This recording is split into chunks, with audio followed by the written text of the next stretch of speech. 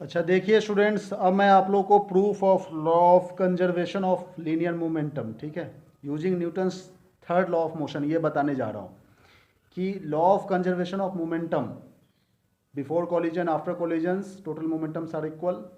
ठीक है ना, ये जो फॉर्मूला मैंने बताया था m1u1 plus m2u2 equal to m1v1 plus m2v2, इसी को ही अभी हम लोग प्रूफ करने जा रहे हैं। ठीक है, बहुत ही आसान सा प्रूफ है। देखिए ये यहाँ पर सपोज कीजिए कि दो बॉडी है m1 और m2। ये m1 बॉडी है, इसकी वेलोसिटी है u1, ये m2 बॉडी है, इसकी वेलोसिटी है u2। ठीक है, थोड़ी देर के बाद ये इसकी वेलोसिटी ज़्यादा है, ये u1 की वेलोसिटी जो है वो u2 से ग्रेटर है, तो ये क्या होगा, इसको कोलाइड कर जाएगा। ठीक है, जब इसको टकरा जाएगा तो ये इसके ऊपर एक फोर्स अप्लाई करेगा और ये इसके ऊपर एक फोर्स अप्लाई करेगा। ये सपोज करो ये दोनों आपस में टकरा गया है। ठीक है, ड्यूरिंग कोलिजन की बात कर रहा हूँ। और आफ्टर कोलिजन्स इसकी वेलोसिटी m1 की वेलोसिटी v1 हो गई और m2 की वेलोसिटी v2 हो गई। ये बात समझ में आ रही है? ये बिफोर कॉलिजन है, ये ड्यूरिंग कॉलिजन, और ये है आफ्टर कॉलिजन। ठीक है, ये बात कुछ समझ में आ रही है? ये तीन फिगर है। तो देखिए, यदि हम लोग बात करें कि बॉडी का मास m1 m2 है और उसकी इनिशियल वेलोसिटी u1 u2 है, ठीक है, और initial momentum of the body की बात करें, बॉडी की इनिशियल मोमेंटम, तो शुरू में m1 बॉडी है, उसकी वेलोसिटी u1 है, तो मोमेंटम कहने का मतलब mass into velocity m1 u1 हो जाएगा। ठीक है, उसके बाद हम लोग बात करें कि दूसरी बॉडी, सेकेंड बॉडी की मोमेंटम, तो m2 u2 हो जाएगा। Total momentum of the body before collision, टकराने से पहले की स्थिति में जब टोटल मोमेंटम दोनों बॉडी की बात करें तो हो जाएगा m1 u1 plus m2 u2, है कि नहीं? और जब ये कोलाइड हो गया, ठीक है, जब ये कोलाइड हो गया तो टी टाइम के लिए ये कोलाइड हुआ, तो टी टाइम के लिए कोलाइड हुआ तो उस समय इसकी जो फाइनल वेलोसिटी हो गई आफ्टर कोलिजन की बात कर रहे हैं, फाइनल वेलोसिटी वो v1 और v2 है, m1 m2 की। तो फर्स्ट बॉडी की आफ्टर कोलिजन जो मोमेंटम होगा mass into velocity m1 v1 हो जाएगा, सेकेंड बॉडी की m2 v2 हो जाएगा। टोटल मोमेंटम की बात करें तो m1 v1 plus m2 v2 हो जाएगा। ठीक है ना, ये बात समझ में आ रही है? अब देखिए, suppose during collision F1 is the force exerted by the first body on the second body and F2 is the force exerted by the second body on the first body। कहने का मतलब जब कोलाइड हो रहा है तो F1 force, यहाँ पर F1 फोर्स एक्ट हो रहा है इस फर्स्ट बॉडी के ऊपर जो कि M2 एक्ट कर रहा है। ठीक है, और यहाँ पर F2 फोर्स एक्ट हो रहा है M2 बॉडी के ऊपर जो कि M1 कर रहा है, मतलब M1 M2 के ऊपर F2 फोर्स लगा रहा है, M2 M1 के ऊपर F1 फोर्स लगा रहा है। ठीक है, ये कॉलिजन की बात कर रहा हूँ।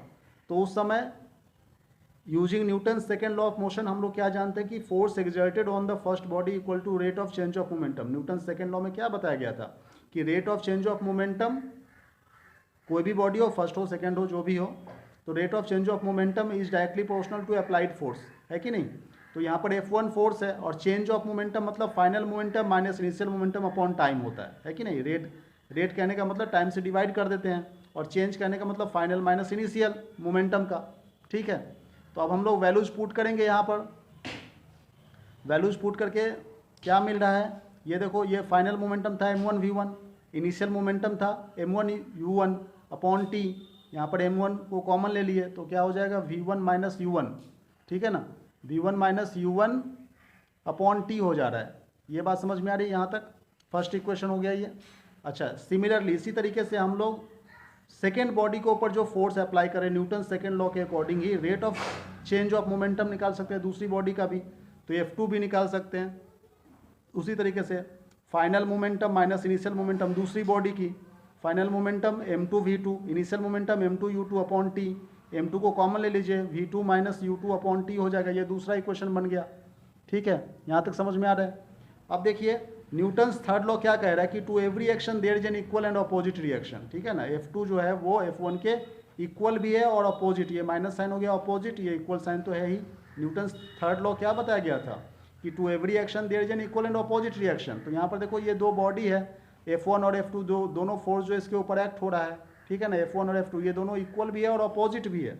ये देखिए अपोजिट डायरेक्शन में है और इक्वल तो है ही, तो यही चीज़ तो यहाँ पे लिखा गया है, F1 equal to minus of F2। अब देखिए F1 की जो वैल्यूज है वो यहाँ पे पुट कर दीजिए, F2 की वैल्यू है वो यहाँ पे पुट कर दीजिए, इसे सॉल्व कीजिए, आंसर आ जाएगा। जो लीनियर मोमेंटम का जो फॉर्मूला है वो हम लोग कैलकुलेट कर सकते हैं, है कि नहीं? बहुत ही आसान सा डेरिवेशन है, ये देखिए अभी मैं समझा दे रहा हूँ। ये F2 की वैल्यू पुट कर दिए, यहाँ पर F1 की वैल्यू पुट कर दिए, ऐसे रीअरेंज करेंगे, ये T से T कैंसिल आउट हो जाएगा, ये माइनस को यहाँ पर मल्टीप्लाई कर दीजिए दोनों में, ठीक है, और फिर इसको रीअरेंज कर दीजिए, तो M1U1 माइनस M2U2 और यहाँ पर M1V1 प्लस M2V2 हो जाएगा, यहाँ पर प्लस साइन आएगा, ठीक है ना। M2V2 है और इसको इधर की तरफ को ले जाएंगे तो प्लस हो जाएगा M1V1, ठीक है, और इसको उधर ले जाएंगे तो हो जाएगा, ये इस तरह से है। ये बात कुछ समझ में आ रही है? तो यहाँ पे प्लस साइन हो जाएगा, ठीक है। तो अब ये देखिए टोटल मोमेंटम बिफोर कॉलिजन और टोटल मोमेंटम आफ्टर कॉलिजन दोनों इक्वल हो गया, इसका मतलब law of conservation of linear momentum जो है वो प्रूव्ड हो गया, ठीक है ना। इसी का एग्जांपल मैंने, बस यहीं तक आपको नोट डाउन करना है, इसी का एग्जांपल मैंने कल बताया था रिकॉइल ऑफ गन का।